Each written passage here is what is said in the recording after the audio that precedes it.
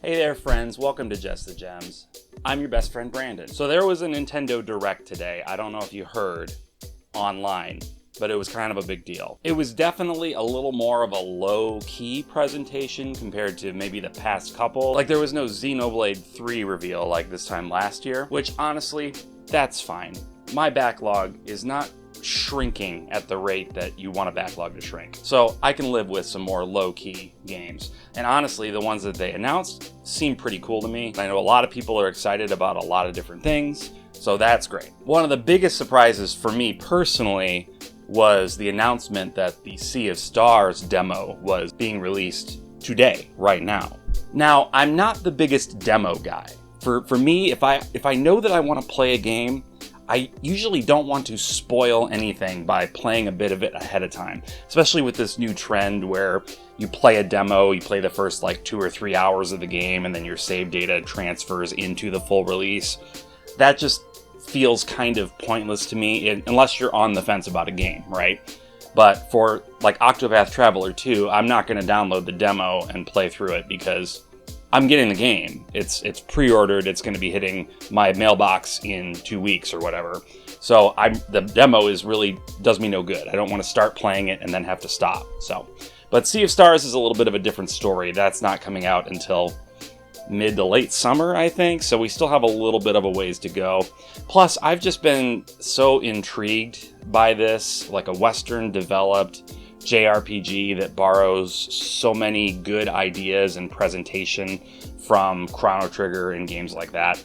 So I did decide to play through that demo, so that's what I want to talk about today. You know, everybody talks about this, and I think even I have, as like a 16-bit throwback style game. And I mean, I get why that's kind of the narrative, but honestly, it looks to me like more of a really, really good PlayStation 1 RPG. The animation is so fluid, the graphics are so colorful. Obviously, it's doing things that the Super Nintendo wouldn't have been able to do. And that's kind of been the thing, right, with these pixel games that are throwbacks to kind of what our nostalgia-tinged minds remember video games looking like, even if they didn't actually look that good.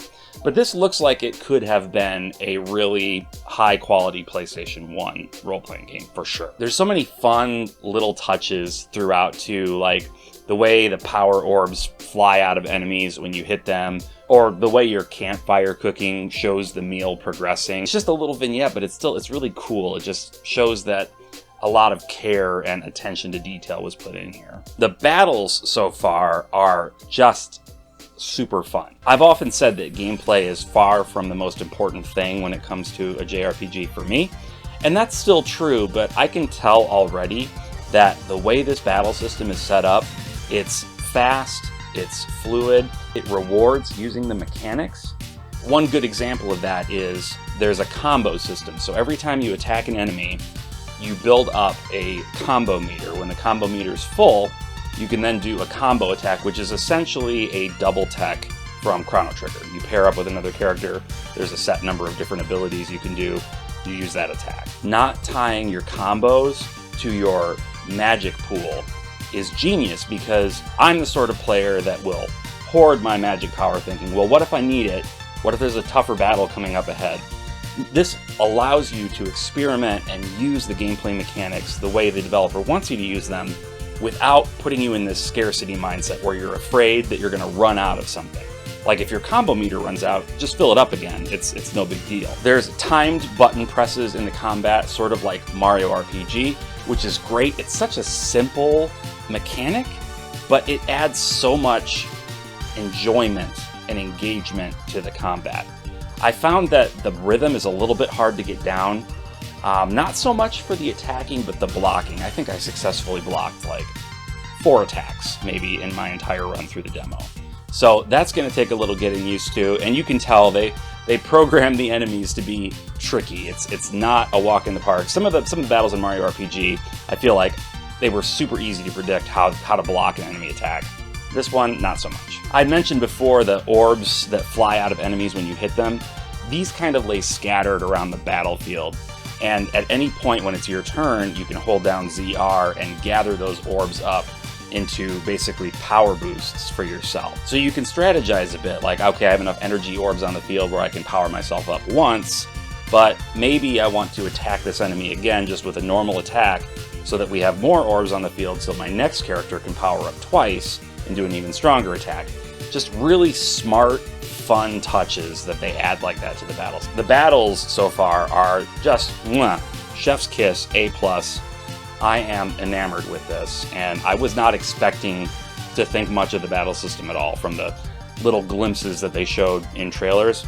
It didn't look bad, it just didn't look like anything I would care about, but this is a big-time highlight for me. I'll admit, when I first started controlling my character running around the world, the movement didn't feel as smooth as the trailers made it seem like it was. I think the problem was that, for one thing, I really wanted to play it with the control pad and not the stick, because you're basically limited to 8-directional movement, and using the stick for an 8-directional movement sort of 2D game just has never felt right to me. It just feels weird. And using the control pad on the Switch Pro controller, it just has my thumb in a weird position. Anyway, I could talk about that, but it's not worth it. Point is, after a few minutes of running around, I finally started to get the hang of it. It's the sort of experience where it sort of grows on you. And within a few minutes, I feel like I was moving around the environments and climbing up onto ledges and jumping over gaps and stuff that you wouldn't normally be able to do in a JRPG of that vintage, of that, seeming vintage, right? But it just feels so natural to be able to run around, and if it seems like a reasonably athletic person could pull themselves up onto that ledge, then you can do that. You can pull yourself up and you can continue. So it just makes the environments feel so much more alive. Like you're not getting stopped by a log placed in your path. Can you step over the log, guy? Just step over the log. One of the things I was maybe a little bit disappointed in at this point was the music in the demo. None of it's bad, and actually the battle track really grew on me and became my favorite for sure out of all the tracks that I heard in the demo. It's not that the melodies themselves are bad, it just feels like the instrumentation of the tracks is missing, like, oomph, or like a certain zing. I'm a musician, I should have words to talk about this better. But I don't know how to explain it, I guess. There's just some weight that feels like it's missing from the tracks. And I'm sure things aren't finalized. They've still got several months to go, and a lot of these aesthetic things are the things that are going to be polished up between now and release. So it's entirely possible that some music tracks will be revamped. I remember the Chrono Cross demo coming out and realizing after the full game came out that they had updated the music, that they had improved the music from the point of the demo releasing to the game coming out. So it's entirely possible that whatever this hard to describe thing that's missing from the music for me will get added at some point down the road. It's hard to make a judgment about the story at this point because obviously as a demo that's like a vertical slice, takes place in the middle of the game, they're not really giving you the story, and at certain points actually they blatantly censor out things because they don't want you to know what's actually happening in the story at that point. But the gist of the demo is basically you are needing to cut a deal with some pirates because they're going to be able to take you where you need to go. And as part of the deal, you need to beat them in an arm wrestling competition. So you get ready to arm wrestle this guy, and then his shirt explodes off of his body and he's really big and muscular. And then he destroys the table, and I guess you lose the arm wrestling competition? I didn't see it take place. I'm looking back at the footage. I don't think any arm wrestling took place here. But everybody seems to just accept that, yep, fair and square, you lost that arm wrestling match. So the backup plan is you need to go to this old wizard's laboratory and find this coin or something that the pirates need for undisclosed reasons.